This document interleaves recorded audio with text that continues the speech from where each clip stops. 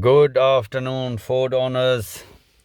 Ford, what a wonderful piece of art. They say if you've got Ford in your house, you're protected from thieves. Well, yeah, so just a quick one.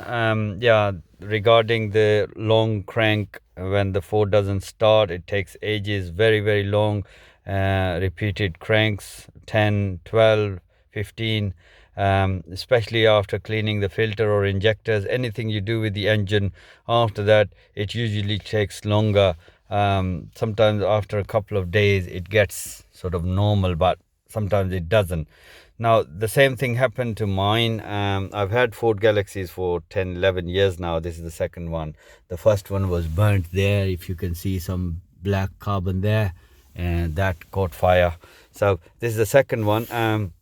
The gearbox and the starting issue. The gearbox, I'll make some other videos on that, but this is about the Ford Galaxy not starting.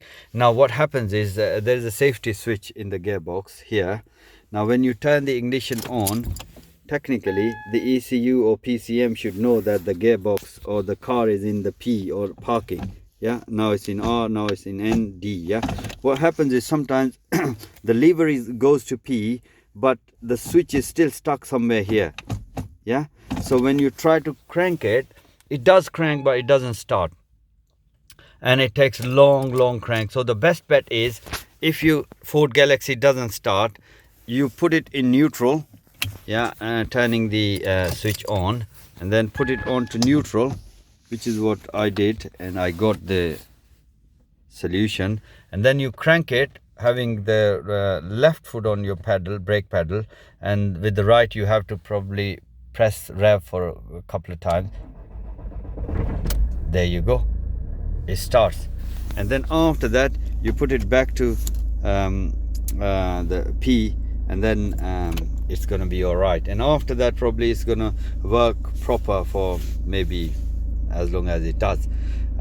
This is one thing. The second thing is you have to reset your power shift quite a few times or often, which is a very good thing. And if you follow some of the videos which are already there on YouTube as to how to reset the power shift, power shift, I said quite yeah, rightly. So power shift, yeah. So the thing is, when you reset it, it goes back to the basics, so it runs smooth. One other good suggestion which I would give you guys is two, in fact. The first one is, when you start the car in the morning, yeah, what you do is, when you turn the ignition on, yeah, the gear lever should be, the gear should be in P. So try to leave it for 5 seconds on each one of them. Now in R for 5 seconds. I'm not going to do it for 5 seconds just to shorten the video.